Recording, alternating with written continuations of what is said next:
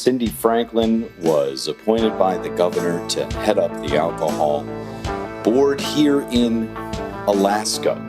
And at the time, she did know that cannabis would come under her guidance as well. And she sits down with us here in Alaska and lets us know exactly what's happening on the ground at the moment. Enjoy. And so I'm in Anchorage, Alaska with Cindy Franklin. Yes. This is amazing. I mean, for me, right? And we're in your brand new offices, which have unbelievable views. And for anyone listening, trust me. Yes. Is that fair? Yes, that is fair. And it's cloudy today. You can't even see all the mountains. This is almost a 360-degree mountain view from up here. It's amazing. I can see Denali on a good day. Now, you are from the lower 48. I grew up in Oklahoma and Texas, Okay. yes. So let's just start there. Okay. All right. OU. OU undergrad. All right. And that means that you must, if I'm sitting across the table from you, I feel that you must know Brian Bosworth. You know who that is. I do. I totally know who that is, and all the OU stars. Mm-hmm. And I lived across the street from Dewey Selman. I don't know if you remember the Selman brothers, the famous Selman brothers of Oklahoma. And I babysat for Barry Switzer when I was a teenager. So now that the age, for me, it doesn't add up. We're just going to take you at your word. I bet I did babysit for Barry Switzer's children. All right. And so how does Barry Switzer run the Barry Switzer house? It was an unusual, it was weird because he was a star. Mm-hmm. In Norman, everyone knew him, and even to be in his house was strange. He had a room full of trophies. His daughter was a piano prodigy at the time that I sat her, and so there was a lot of musical instruments, and they had granite countertops before anybody had granite countertops. Well, they were That's celebrities. about all I remember. That's Yes, very nice home. Was there anything, any quote that he said that you remember, any style of thinking that you took from him? No. Fair enough. Win. All right. Win. We got it. Win. Just win, baby, right? And then the Boz. Tell us about, what's your personal relationship with the Boz? I don't have a personal relationship. Okay. That's hero worship right there. Indeed. He was quite a linebacker is what he was, right? Yes. And quite. I did date a second-string place kicker while I was at OU. That's something. And he had a ring, and I found out that when they go to the Orange Bowl and they get a ring, a national championship ring, everybody on the team gets a ring. Not bad. Even if you're a second-string place kicker. Yeah. And so you saw the ring. Yes, right. I saw the ring. I touched the ring. Okay, excellent. That's OU. That's undergrad. Mm-hmm. And then you go to down the street, if you will, right? Yes. To Baylor. Yes, Baylor Law. Right. Mm-hmm. And what was that experience like? Baylor Law was a shock. Baylor was a shock for me. Oklahoma's a wild place, and Baylor was, I remember they told us in law school that we could not advertise on our signs for our parties, BYOB. Oh boy. And I was shocked. I thought that I felt very smothered at Baylor and was just happy to get out. Now, while I was at Baylor, I met my husband, who was back at OU. And I, basically said, look, if you want to be with me, you got to move to Waco, which was awful for him and good for me. And we ended up getting married in the middle of law school. Look at that. Well, congratulations. So, thank you. We've been married 27 years. And congratulations on that. So you have these rules with the BYOB, the posters. The posters, which is your first, I guess. Yes. Liquor control. There we go. Liquor control. Well, my first run-in with liquor control was 3-2 beer in Oklahoma. What does that mean? So when I was growing up in Oklahoma, beer was quote unquote 3-2'd, meaning that they had a separate age for beer than for stronger alcohol, wine and spirits.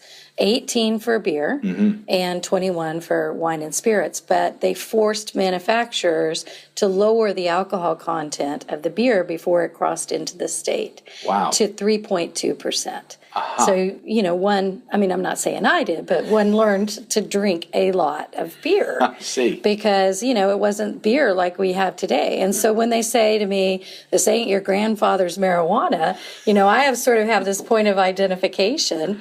The beer I learned to drink was very sort of weak, watered down beer in terms of its liquor content. Fair enough. And then you've just brought cannabis into the conversation, haven't you? And so you're not only overseeing alcohol at this point, you're also overseeing cannabis. Right. So let's just go ahead and dive right in. Sure. Where are we? I just took a picture of the wall, and we'll go ahead and post that so folks can see it. Right. Where are we in this process? So we're heading into the second of 6 board meetings that are going to be the board meetings that craft and shape the rules of this new industry.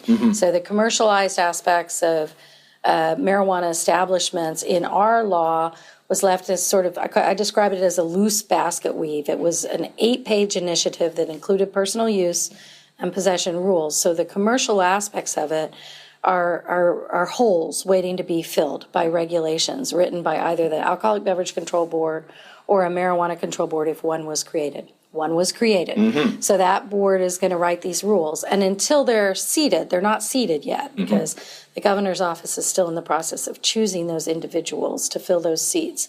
So the ABC board will continue to work on this, and we'll kind of like a relay race. We'll hand off this baton as soon as those new individuals are seated. So we're heading into board meeting number 2 of 6 board meetings. The Department of Law wants us to have at least 2, but preferably 3 board meetings for each set of regulations. So we've broken the work up into 3 sets. And set 1 has had its first board meeting, April 30th, and it's now up for public comment. And set 2 will be introduced at the next board meeting on July 2nd. We're hoping that's a marijuana control board. Okay. So the governor hasn't necessarily said that, the board will be in place by that point, but that's what you're hoping. That's what we're shooting for, and there have been early indications out of the governor's office that was possible. There's been a lot of other things going on in state government that have been fairly distracting. You have a little bit of a budget thing happening. We have a little bit of a thing. And so it's, of course, I'm always like, what about marijuana? And I know there are a lot of people also who have that question. And the press release from the Department of Commerce in terms of how a government shutdown would affect us was very careful to say the ABC would be fairly unaffected and fairly unscathed by a partial shutdown because we're a receipts-funded agency. So it doesn't really save the state any money to shut us down. So that we are just continuing to work. We're ignoring all of that and putting our fingers in our ears and saying la, la, la, la, la, because we have this very big job to do. Indeed. I'll see you July 2nd, that type of thing. All right, so let's just say that the board gets seated. Let's just say that we have a good meeting on July 2nd. Then what happens? How do we get to step 3? So set 2 would be introduced on July 2nd, and then it'll go up for public comment between July 2nd and August 10th, which is our target date for the next board meeting. So we basically have a board meeting every month between now and November, starting on July 2nd. July, August, September, October, November. They're built very carefully to make sure that there are 30 days in between those meetings, because that is the amount of time that the Administrative Procedure Act requires for a good public comment period, a legal public comment period. So we're trying to build in as many of those public comment periods as possible. We anticipate having 3, 1 for each set, but if something goes wrong, if we have to redo a set for some reason, we want to have some cushion built in on the back end, some extra public comment periods, just to make sure that, we don't know what we don't know yet. And we want to be ready. We want to have the timeline built out so that we're ready for the unexpected. And if we're coming off of April 30th, going to July 2nd, what are you hearing in the meantime? What have you heard from the public? Well, we have received public comment on that set. We anticipate this week getting that public comment up on our website. So essentially the public can view the public comment. That would make sense, Indeed. Right? Yes. And we are even hoping, we don't know if our IT has this capability, but what we're hoping to do is to set up it up in such a way that you can comment on the public comment. In other words, that people can riff off one another's comments. Great. Because that is the way that people function now, with they share and they comment, and you always hear these jokes about, if you read an article about yourself, don't read the comments. We want comment. We want as much comment as possible. And one of the really important things about getting public comment on each of these sets is we're going to write these rules between now and November. January 19th, our legislature is gaveling back in. They had a lot of interest in marijuana. They had 8 bills. They only passed 1. But if they come in inclined to gut the work that we've done, being able to point to the fact that this is shared work, that the people of the state of Alaska have weighed in on this, and that they've had a lot of opportunity and they have taken advantage of that, I believe will work to protect the work that we've done. If it's good work and everybody's in agreement that this is good work and this is the way these rules ought to work, then we're going to have to, work on protecting it because from politics, right? There's going to be more politics. And right now, the process is fairly apolitical. I mean, this board is obviously picked by the governor, so there's some political aspects to it. But we're going to take these rules. It's such a large job. It's hard. I mean, it's easy to pull politics when you have one issue in front of you. Sure. But when you have a big pile, of stuff, you just sort of have to get the job done. Right. And so I think that I anticipate the process being fairly apolitical going forward. Really, our political goal, if you will, is to enact the will of the people. Indeed. And that is what we've been tasked with. And Governor Walker has sat down with me and said, do that, go forth and regulate, and sort of, waved his hand over the whole agency and scenario and said, just do it, make it happen. And so that's what we're up to. And we're going to do that. And then the legislature is going to have another chance to weigh in kind of at a really crucial period, at the time period when we're accepting applications, but they will be meeting again before we actually issue any licenses. So we want to keep this timeline tight. Our real goal is to begin accepting applications before the deadline for accepting applications, to begin issuing licenses before the deadline. And dot that line for us. What is that timeline? So the statutory deadline to begin accepting applications is February 24th, 2016. The statutory deadline for final approval of regulations by the board is November 24th, 2015. And the time in between those two dates is time where certain things have to happen legally to those regulations. The Department of Law has to review them, Lieutenant Governor has to sign off on them, and then all regulations have a 30-day effective date. So that has to be and was built into that timeline by the authors of the initiative.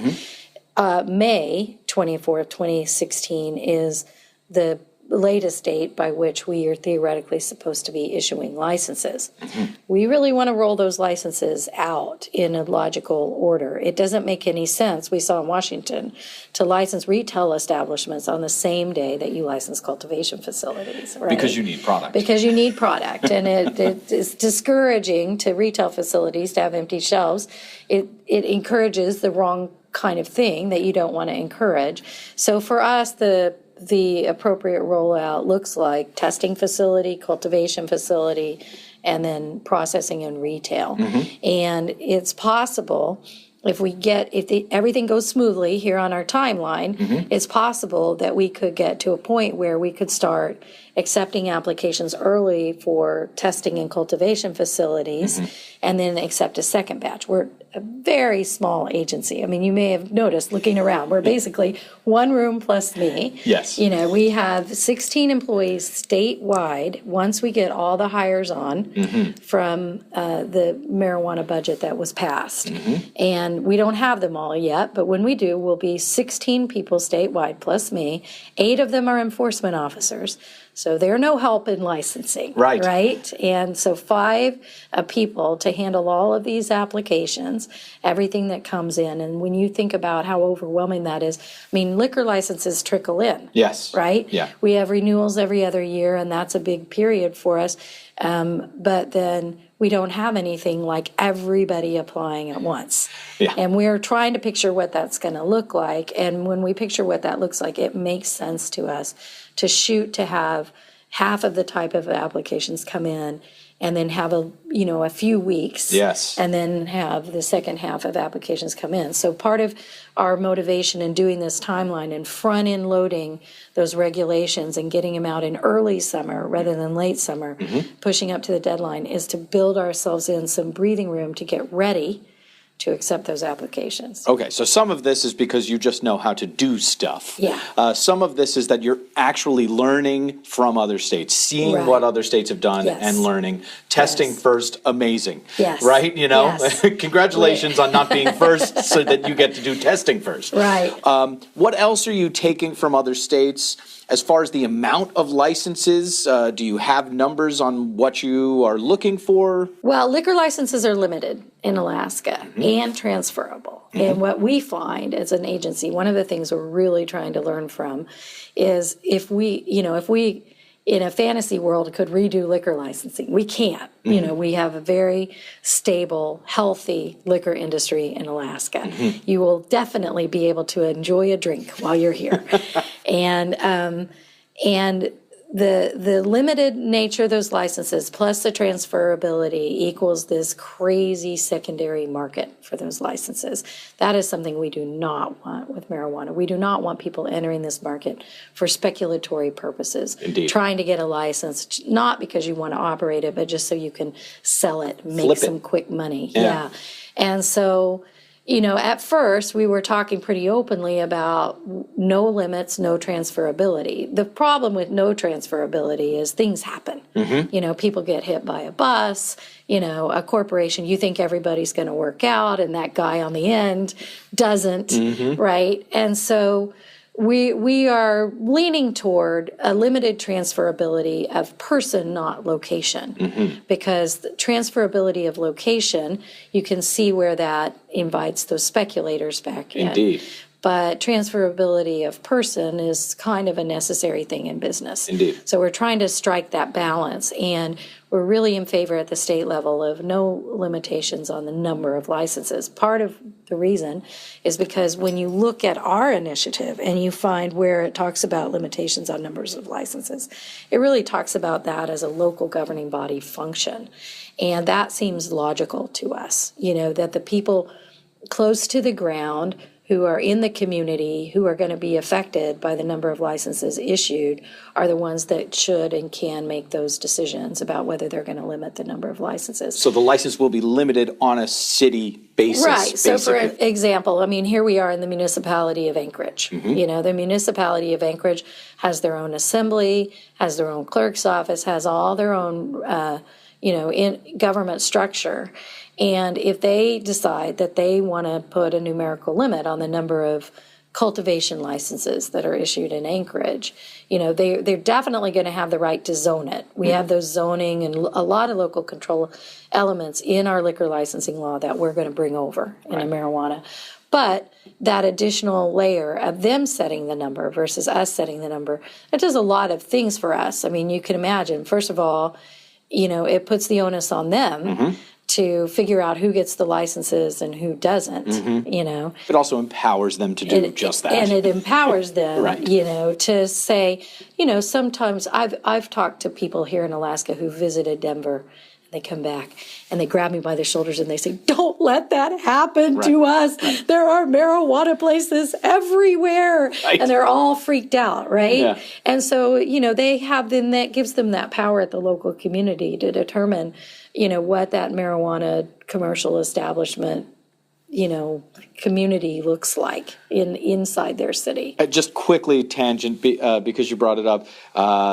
are you able to satiate those claims in terms of pointing to arrests, pointing to criminality, pointing to, yes, there are many Colorado cannabis businesses, but as the crime is down and all of that, what are your thoughts? Well, I have because you're former prosecutor. I am and all a former that. prosecutor, Yeah. and I have a lot of perspective on criminal justice statistics. And first of all of the data around marijuana is a little fuzzy, easily manipulated, and I try to stay away from pointing to or using any data as authoritative at this point, because I feel that a lot of the agencies gathering data to date are agenda driven. I can point to a specific data gathering agency in Colorado that I won't name by name, but that is definitely driven by an agenda to prove,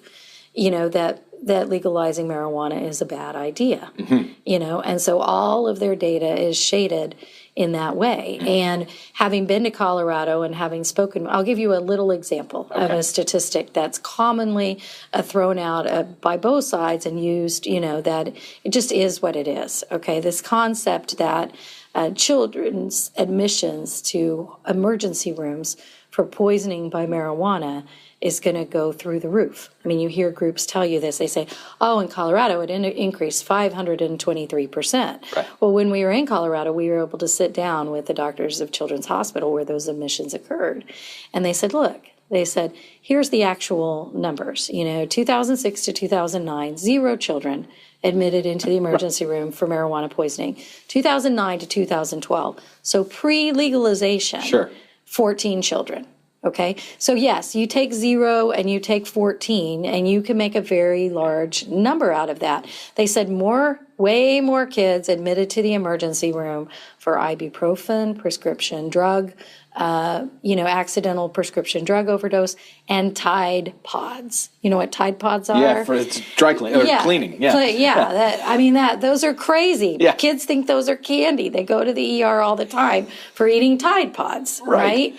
And so get Procter and Gamble down here. Right, but that number, you will hear. I heard our legislators use that number, and that number is bandied about and thrown about as if it's a real number. And the other side does the same thing. So too much of the data gathering at this point has been to either, advocate for or advocate against legalization. And that's because all these states are on the edge. Where we are in Alaska is we've done it. Yep. We've done it. Now we're in the job of moving forward. Is it going to affect our crime rate? Well, if you really look at Alaska and the fact that marijuana has been here in a quasi-legal context since 1975, if it was going to affect us, it already should have.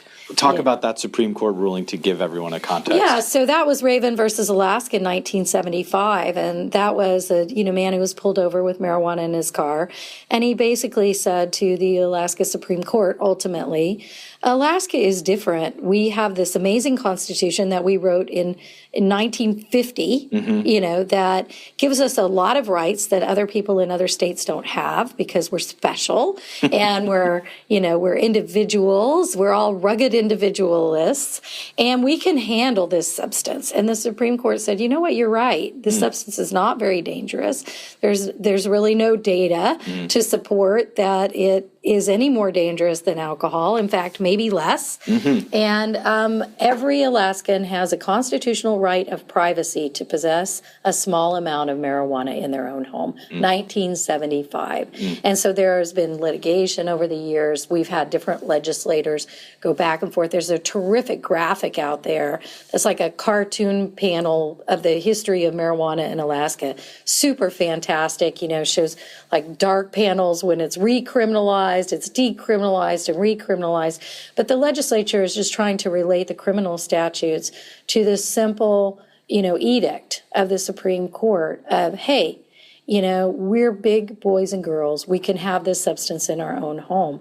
And that has informed everything, from then forward. And, there were some other cases and bills in the legislature trying to struggle with this concept of small amount. What's a small amount? Of course, everybody wants to know what a small amount is. So it ended up that there was a bill that was passed that said maybe a small amount is less than 4 ounces, and maybe a small amount is 6 plants, 3 of which are flowering. And the Supreme Court, in another case called Noy, said, you know what, that seems like a small amount to us. Sure.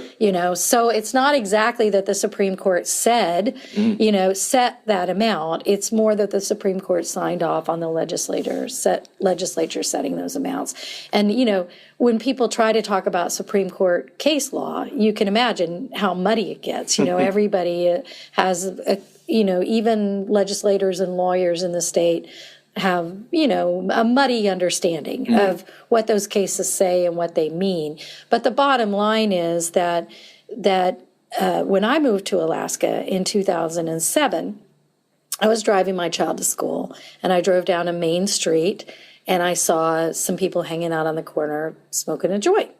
And I got to work. I worked at the Department of Law in the prosecutor's office. So I said, hey, what's up? Is marijuana legal in Alaska? And I got maybe 10 different answers from lawyers, prosecutors inside the Department of Law. No, it's not legal. Yes, it's legal, Right. And this ballot measure for us, in my opinion, people always talk about, well, what did the voters intend? And you have some advocacy groups that come, the voters never intended, to create a new industry, or what, voters didn't intend. Our voters wanted clarity. Right. They want clarity. And so our goal in writing these rules is to make everything as clear as possible and as Alaskan as possible, and to recognize that, we are coming out of a history that is very different from Washington or Colorado. This is not new for us. The people of this state have been handling, smoking, growing, dealing with this substance for a very long time. And part of it is like coaxing shy kittens and puppies out of the closet, right? I mean, it's like, come on, it's going to be okay, because it's been such a weird legal environment for marijuana in Alaska. And we are really hoping that whatever we write will have some differences from these other states that acknowledge, that we have people here who have been handling this substance legally for longer than since November of 2014. Right. And that we find a way to bring particularly those very small growers into our legal market and don't leave them on the outside, because if we leave them on the outside, then you got problems. Well, people, they'll continue to grow and people will continue to buy their strains. They're apparently very nice. Right. Right. And people are very loyal to them. And as I mentioned, when we were talking off the record, many of these people are like artists. You really, when you compare to liquor, you have to think of them as like craft brewers. Absolutely. Right? That's exactly right. A lot of people don't want to drink Coors and Miller, and those, when it comes to marijuana, there's people that are not going to want, to consume what you might grow in a big, large cultivation facility with a strain that's inferior to what they've been getting over the years from their guy, right? And so I think it's really important, to preserve the history of what we've been doing up here when we license these businesses. And we think that we have found an approach to that. I think that you have too, just from talking to you again before and now. It seems like they've got the right person installed here. So, well, who would think, an ex-prosecutor, right? Exactly. Well, that is one of the big reasons why you know what you're talking about. You've seen both sides. I hope that we can talk again in August when we've got a little bit, more information. Right. But thanks so much for your time today. Yeah, very good. All right, okay. Cynthia Franklin. All right. So there you have it. Cindy Franklin, head of the Alcohol Board here in Alaska. Obviously the right person for the job. Former prosecutor, seems to understand every side of the equation. Absolutely a organized person with a plan and the mindset to make it happen. Cindy Franklin, thanks so much for your time. Looking forward to catching up with you down the line.